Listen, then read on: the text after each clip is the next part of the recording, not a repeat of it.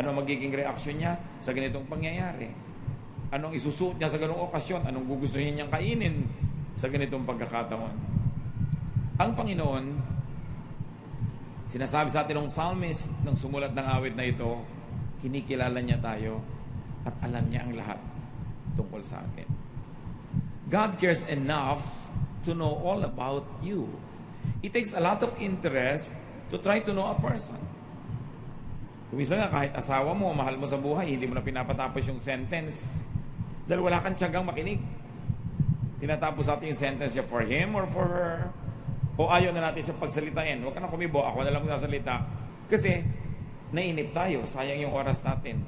Pero ang talaga nagmamahal, nagbibigay ng panahon para unawain, kilalanin yung kanyang minamahal. And the mere fact that God looks deep into our heart tells us that God cares for us. Is there anyone you really care enough about that you would bother to really know Him completely or as completely as possible? Na nagtsatsaga kang makinig sa Kanya kahit ang haba-haba, kahit akala mo, alam mo na, pagtsatsagaan mo pa rin. Because knowing means understanding. It means empathizing, caring about, protecting, and therefore being committed to the well-being of a person. Maraming beses kaya hindi tayo nagko-commit na makilala ang isang tao, baka malaman pa natin yung problema niya. Baka masangkot pa tayo. Baka madamay pa tayo sa mga problema niya sa buhay. Kaya ayaw na lang natin marinig. Pagka tinanong mo isang tao, kumusta ka? At talagang ikukwento niya sa'yo 2 oras lahat ng sakit niya. Willing ka ba makinig? O dekorasyon lang yung kumusta ka? Pag may nasalubong ka, kumusta? May alungkot-lungkot ko, halika, sasabihin ko sa'yo, are you willing? But God cares. God understands you. Napakahalagang maintindihan na tayo'y kilala niya. Kasi pag kinilala mo ang isang tao, nakikisangkot ka rin sa buhay niya. Nagiging problema mo na yung problema niya. At yun ang maganda doon. Nakilala tayo ng Diyos to the point na pinoproblema niya rin yung problema natin. Sinasamahan niya tayo sa ating mga paghihirap, sa ating mga lungkot, maging sa ating mga pagkagulo. Psalm 139 verse 2. You know when I am resting or when I am working, and from heaven you discover my thoughts. So God knows your activities, to be literal about this. God knows if you are over-resting or overworking. Kaya may utos siya magpahinga, may utos siya magtrabaho. So there is accountability here. But the deeper and more beautiful meaning is that effectively there is no distance between you and God. Sabi, from heaven you discover my thoughts. Wherever that heaven is, if it's a place, a state of mind, no matter what the distance between that heaven and our day-to-day existence, God bridges that distance to know our thoughts. You are never far from God. You are never alone. Sometimes there are couples that confide in me na may asawa nga sila pero ang pakiramdam nila parang nag-iisa sila, parang wala silang kakampi, parang walang nakakaintindi sa kanila. Kahit magkasama sa isang bahay, bihira mag-usap, ang babaw lang ng pinag-uusapan, hindi na ipapaliwanag yung tunay na nadarama. Kumisa naman ipinapahiwatig pero walang effect. Hindi naman madiretso. So there are people who have partners in life, who have parents or brothers and sisters or children, and yet they feel alone because nobody really knows their thoughts. Hindi nila alam, nagtatampo ka na pala, nagdaramdam ka, may sama ka na pala ng loob, and you are alone in your sorrow. But God's interest in you crosses the universe from heaven to earth. Sabi, you know my thoughts. God connects with you through your thoughts. Your thought is exposed to God. Your thought is known to God. Kaya nung araw, nauso pa yung mga comics. Pag may nag-iisip na karakter, tapos may mga bilog-bilog yung nakapaligid sa letra ng mga nakasulat, ibig sabihin, thought niya yon, iniisip niya yon. Kahit meron siyang kausap, hindi alam ng kausap niya yung thought niya, Para maging alam, kailangan dire-diretsong linya yon na may ganun, may arrow. Yan ang sabi niya. Pero pag nga bula, thought. So, hindi alam ng kaharap mo yung thought mo, pero alam ng Diyos. Isn't it very, very reassuring na meron ka palang ka-share ng thoughts mo lagi? At hindi ka para kontrahin, kundi para kakampihan, kumisan para kay tuwid. Pero inaalam ng Diyos lahat yung thoughts natin para niya tayo matulungan, para niya tayo mabigyan ng paliwanag, at para niya tayo masamahan. So yung mga nag-iisip na nag-iisa yata ako sa paniniwala ko, sa aking takot, o sa aking mga excitements, hindi totoo yun. God is with you in your thought life. Psalm 139:15-16. Nothing about me is hidden from you. I was secretly woven together deep in the earth below. But with your own eyes, you saw my body being formed, even before I was born. You had written in your book everything I would do. So ang tanong ng iba, so wala na po pala tayong free will, naka-script na lahat ng gagawin natin. Isang talinghaga. Ang ibig sabihin, isa sa mga marami ibig sabihin, God has enabled you to do the things you would like to do. He has given you talent. He has given you resources, energy. He knows what you are capable of doing. And by allowing you a certain width and length in which to operate, God knows what you do. But He doesn't dictate it. Para kung kayo, inventor, gumawa kayo ng isang bagay na may 4 na gulong, may manibela, sasakyan pala yun, you know what that thing will do. Di ba? Alam niyong gugulong yun, naandar yun. Kasi yun ang design nyo eh. So yung nag-design ng kawali, alam niya ang gagawin ng kawali. Kasi dinesign niya na ganun. So dinesign tayo ng Diyos, fully aware of what we are capable of doing, our potentials, the promise that is given us. But this doesn't dictate the decisions we will make. Pero ikaw, gustuhin mo man sigurong lumangoy sa dagat, sa ilalim ng dagat na 5 oras nang walang artificial tool, hindi mo magagawa. God knows that you will never do that. You cannot. Kasi ang design mo, wala kang gills, meron kang lungs.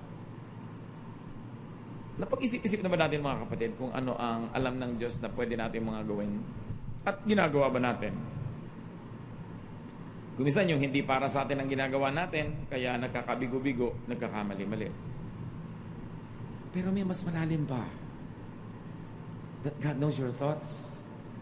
God was there when you were being designed. In fact, He designed you. Sabi niya, when I was being designed in the deep parts of the earth, isang talinghaga sa sinapupunan ng ina, I was only being created and you were there and you know me. God allowed you to be who you are. Ang lalim ng kahulugan nun. Pinayagan ng Diyos na ikaw ay maging ikaw. Binubuo ka pa lang, alam na niya. Iniisip mo pa lang at kaya mong isipin, dinesign niya at alam niya. Therefore, hindi ka mistake. You are not a mistake. Because God makes no mistakes. Kahit pa sinabi ng nanay mo, alam mo mali ka, hindi ka dapat ipinanganak. Kahit pinapaniwala ka ng tatay mo o ng mga tao sa barangay nyo na mali ka, wala ka dapat dito, hindi ka dapat ganyan. So sabi mo, sino bang gumawa sa akin? Sino ba nag-create sa akin? Kaya nga hindi ba sabi, huwag daw tayo makialam sa Diyos, pag daw ba ikaw ay palayok, ginagawa ka nung magpapalayok, sinasabi mo, bakit wala akong tangkay? Lagyan mo akong tangkay dito. Ba't ganyan ang korte ko? Hindi ka nakikialam, siya ang gumagawa. Therefore, pag nabuo ka na, sisisihin ka ba nung gumawa ng palayok kung ba't ganyan ang korte mo, siya ang gumawa sa'yo? Kuminsan, we over-moralize many issues in life, and we make people feel miserable, and we make them feel like they are a mistake. That they are some freak accident in the universe na naging ganun sila. Ba't ganyan ang talent mo? Kinirate ako ng Diyos na ganito. Bakit hindi ka magaling sa math? Ibang galing ang binigay sa akin ng Diyos. Ba't ganyan ang height mo? Eh, itong binigay sa akin ng Diyos eh. Ba't ganyan ang kulay ng buhok mo? Bakit ganyan ang korte ng ilong mo? Eh, sino ba gumawa sa akin? Yung gumawa sa akin, ginagawa pa lang ako, alam na niya, siya nga nagde-design, at alam niya ang mga kaya kong gawin sa buhay. Hindi niya ako diniktahan ng mga detalye what to do, but with the kind of talent, capacity, and natural assets that He has given me, including the natural limits, then God knows the direction I'll take in life, and He will be there every step of the way because He is even with me in my thoughts. The judgmental world will make you feel sometimes that you are a mistake, that you are a freak. But don't believe that lie. God allowed you to be who you are. And because God is all-powerful, He can reject what He doesn't like. And because He created you, God allowed you and accepted you for who and what you are. Kahit ano pa sinasabi ng mga iba, expectation nila sa iyo, hindi mo na ibibigay kasi ang expectation nila hindi siguro nakabagay sa katotohanan tungkol sa iyong pagkatao, kung paano ka nilikha ng Diyos. Psalm 139 verse 3. You notice everything I do, and everywhere I go. So God notices you to help you. Hindi siya parang isang striktong pulis na inaantay na magkamali ka para ka mabaril o maikulong o hulihin. God notices you to protect you. Hindi para hulihin ka sa akto ng pagkakamali at ipahiya ka, kundi para sagipin ka sa mga bunga ng iyong mga magiging mga pagkakamali. Kumisan, ang laki-laki ng misrepresentation ng religion sa Diyos. Laging magagalit ang Diyos. Ayaw yan ng Diyos. Pati pala ang may ayaw lang yung mga religious leaders. Kasi pinoproject ng mga religious leaders and religious groups yung personality nila sa Diyos. Kaya pagka mayroong conservative religious leader, dapat conservative din ang music sa church kasi conservative ang Diyos. Pag may mahigpit at vengeful na leader, laging pinaghihigantihan na nagkakamali, ang ipinepresent niya is a God who is always vengeful. Pag nagmamature na tayo mga kapatid sa pananampalataya, sinasala mo dapat ang nadidinig mo ng mga interpretation ng mga leaders, preachers, tungkol sa Diyos. Kasi sa mga magulang nga, ginagawa yan eh. Pagka tinatamad magdisiplina ng anak, oy, magagalit ang daddy mo. Pero actually, siya ang may ayaw, sinasangkalan yung daddy. Maraming ang ganyang nanay, pag makulit yung bata, ayan na si pastor, magagalit siya sa'yo. Kung huwag mo kayo sangkalan na. Marami ding religions, sinasangkalan ng Diyos para pairalin yung mga values nila na hindi naman galing sa Diyos, pero pinipilipit nila para magmukhang galing sa Diyos para magkaroon ng authority. Ang bait-bait ng Diyos. More than you imagine. And more than religion portrays. Ang mga tao kasi siyempre sa gobyerno, sa simbahan, they are obsessed with order. Kailangan maayos, kailangan tahimik, para hindi mahirapan yung mga nagpapalakad. Kaya pinagbumukha nila ngayon ng Diyos sa super higpit, para lahat nakatali, nakagapos, tahimik ang mundo. Pero ang tao, gapos, nakakulong, kawawa. Pag inanalyze nga ninyo mga kapatid, ang nakakalungkot na katotohanan, isa sa mga uri ng mga taong pinakakawawa sa mundo, mga relihiyoso, kung ang sinusundan nila na relihiyon ay yung gumagamit sa Diyos para pagsamantalahan yung mga tao, para sila kawawain, kontrolin, tanggalan ng utak, at paggawin lang mga tagasunod na bulag.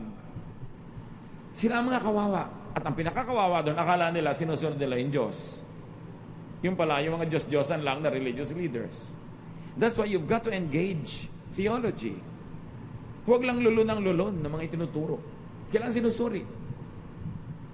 At ipinakilala lalo ni Jesus ang Diyos Ama sa langit sa pamamagitan ng turo, buhay, at halimbawa ni Jesus. Siya yung mapagpalaya, mapagtanggap, mapagmahal, mapagpatawad.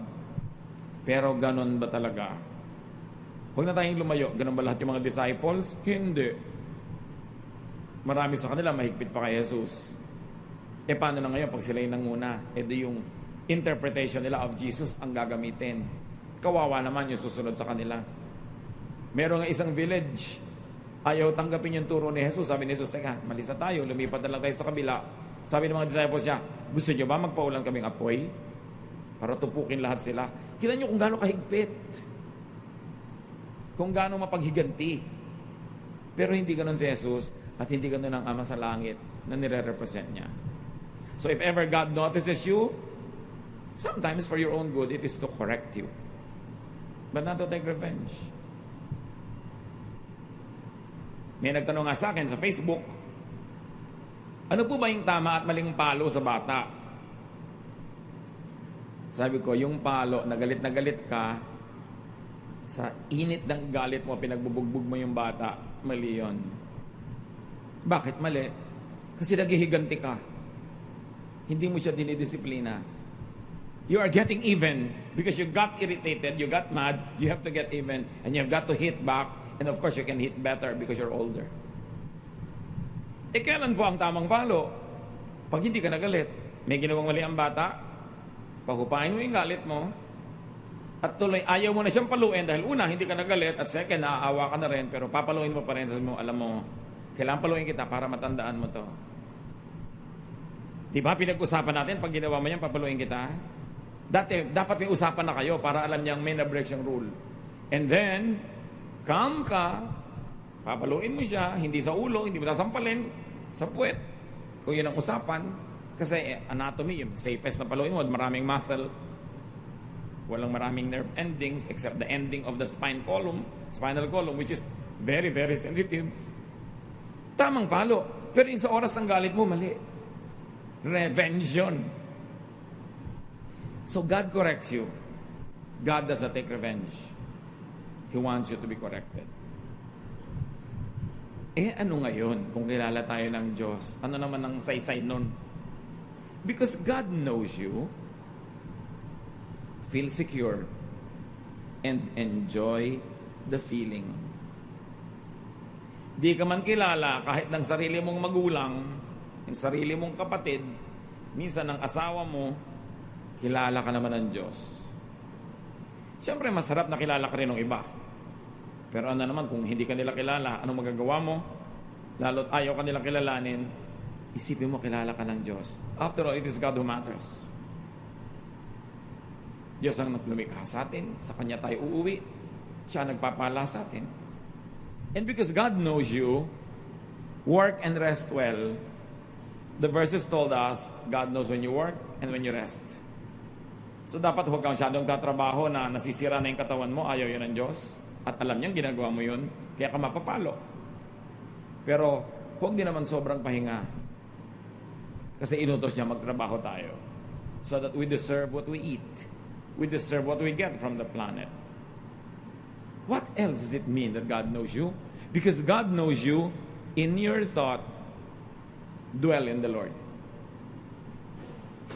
Kasi alam ng Diyos sa ating isip, ang ating iniisip, nananahan siya sa ating isipan, ikaw din, hayaan mo na manahan ka sa Diyos through your thought. Make your thoughts acceptable to God, pleasing to God, and make God enjoy dwelling in your thoughts. Pag may kinukwento sa atin ng isang tao na ayaw natin yung topic, di ba? Yun ang thought niya, hindi ka enjoy, gusto mo nang iwan.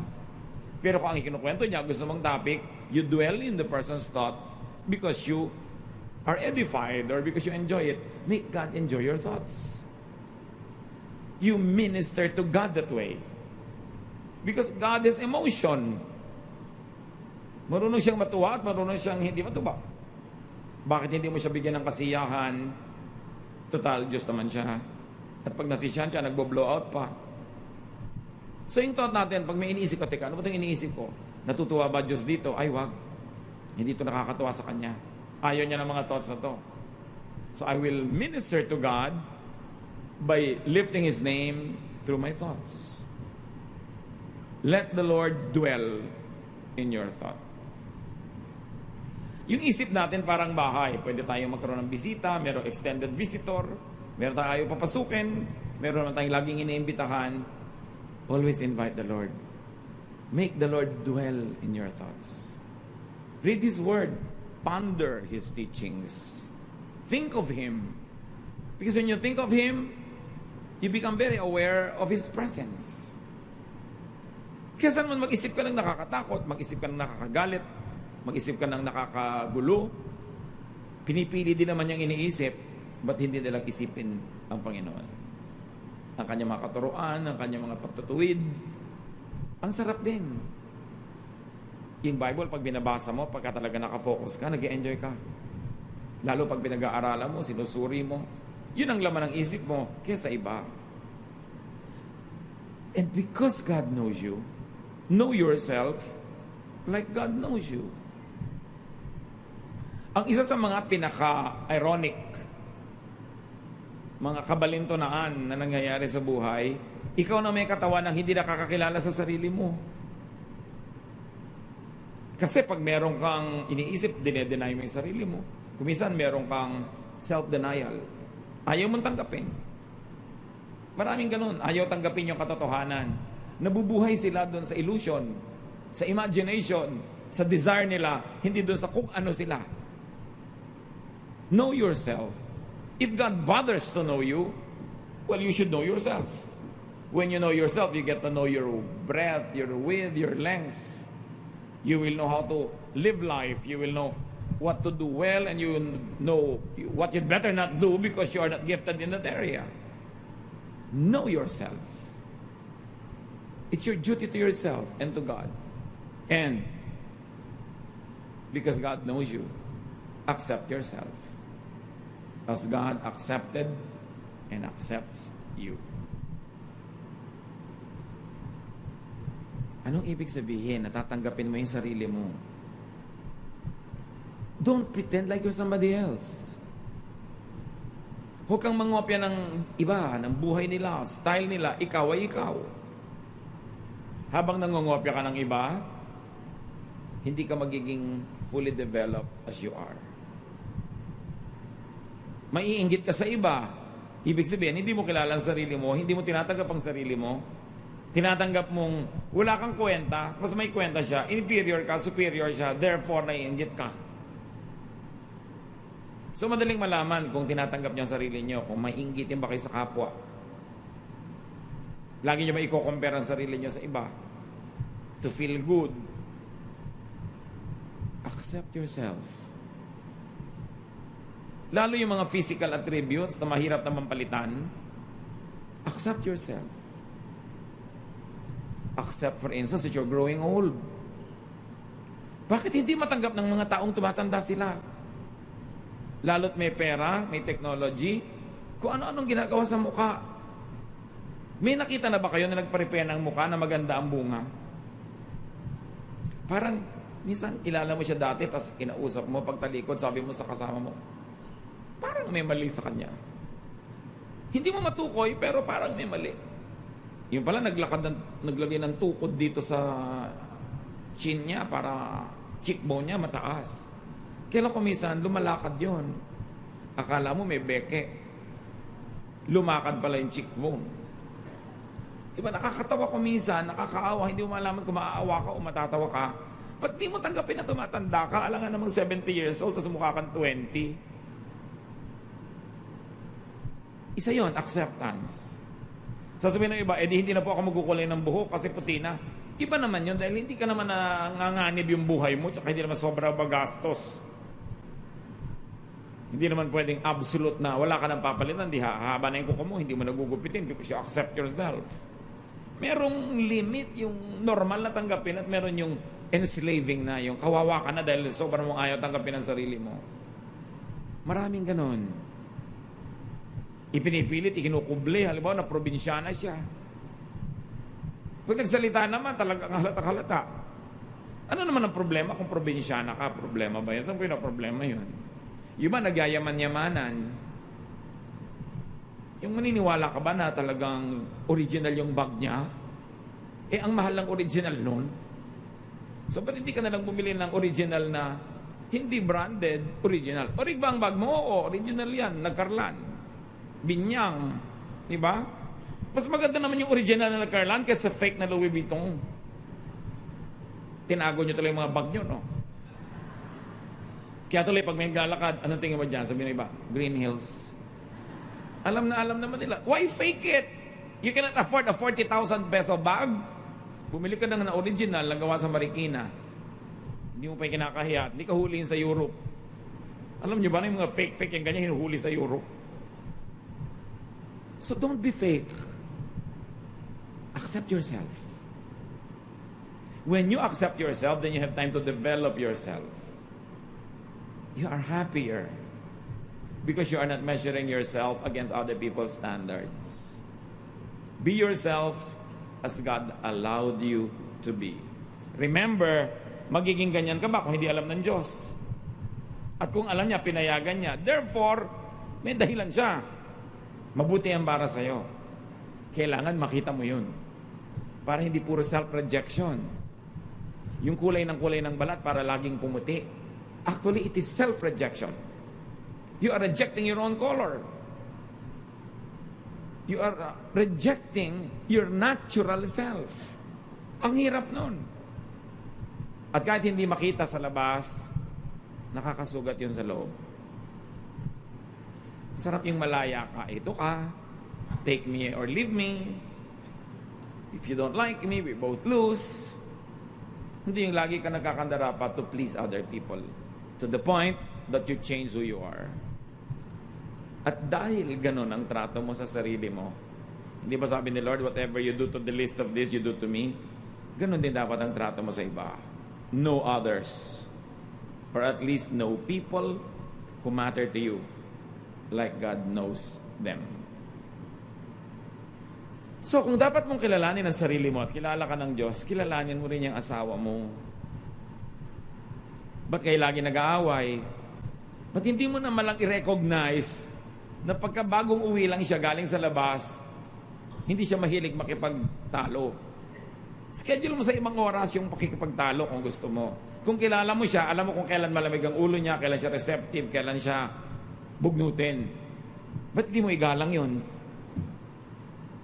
Kilalanin yung anak nyo, baka pinipilit yung maging dentista, ayaw naman. Dahil iba yung talent niya. Kilalanin niyo ang bawat isa sa mga anak nyo, huwag yung pilitin na maging kamukha ng uncle niya o lolo niya, dahil magkakaiba sila. Tandaan nyo, kahit magkakapatid, hindi pwede magkakamukha ang talent, ang ugali. Kasi, ilan ang mga ninuno ninyo, mga lolo, lola sa bawat side, nununuan, let's say, 7 generations na lang, ang genetic pool ng lahi ninyo, ang daming pwedeng pagkuna ng bawat isang bata. Yung mata niya galing halimbawa dun sa lola niya, sa father side. Yung kamay niya, yung korte galing sa uncle niya, sa mother side. Ang daming pwedeng pagkunan. Don't expect your kids to be like one another and to be the same. Yung ate mo, ganito, ba't ikaw? Hindi ka ganon. Alam niyo ibig sabihin nun, hindi niyo siya ina-accept. A-acceptin niyo lang pag naging kamukha ni ate. And that is why many people are wounded.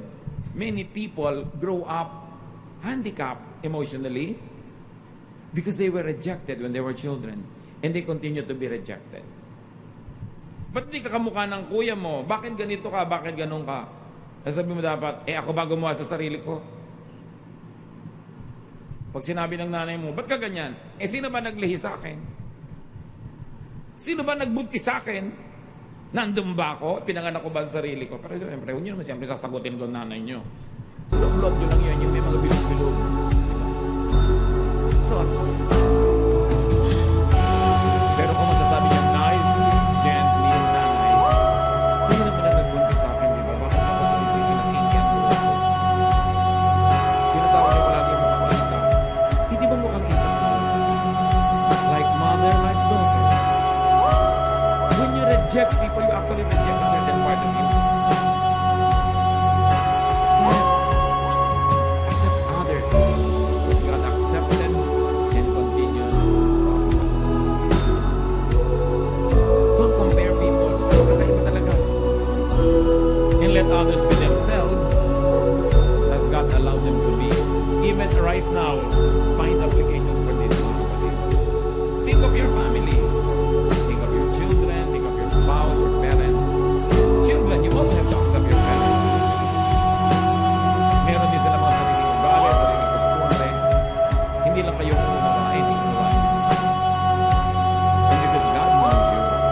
assured of God's attention. Pinapansin ka ng Diyos. Be assured of God's ever-ready help, protection, and even correction. Welcome correction. It is for your own good. And give the same things to people.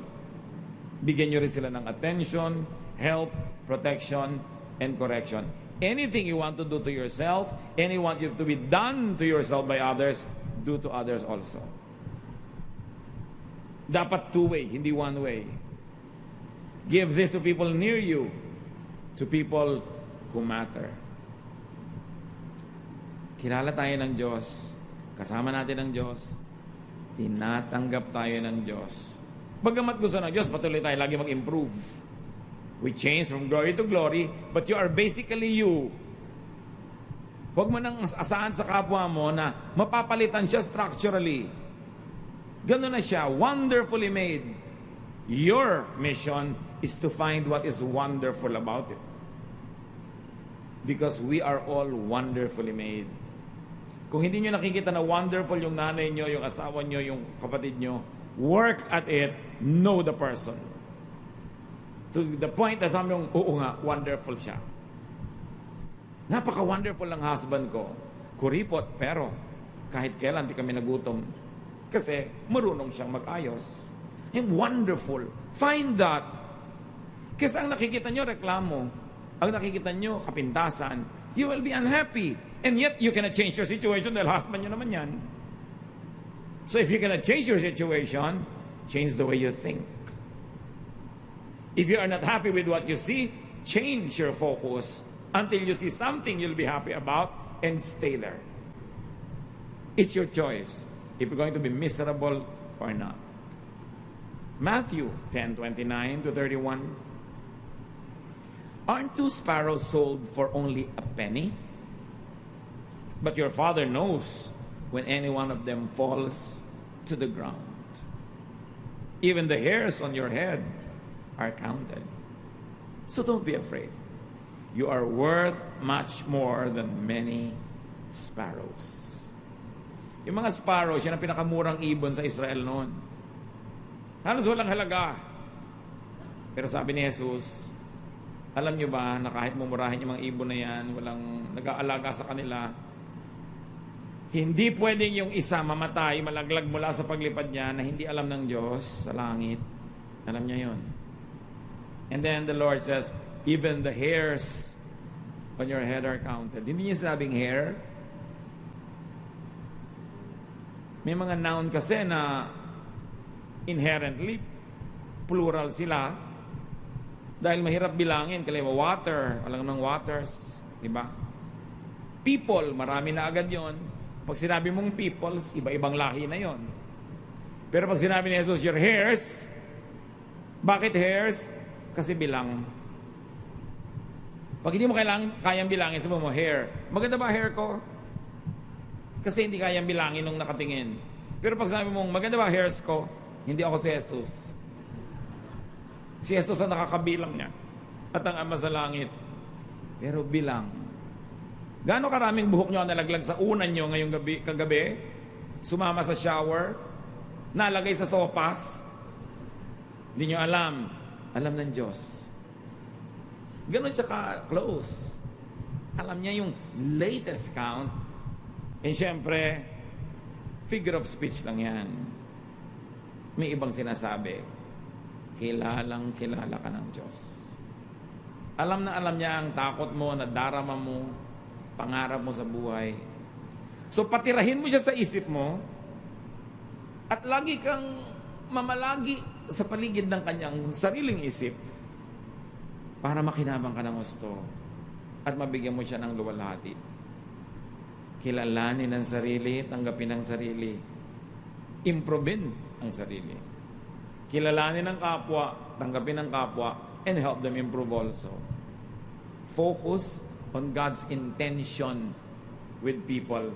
And the intentions are usually given away, revealed by their talents that God gave them, by what they can do well.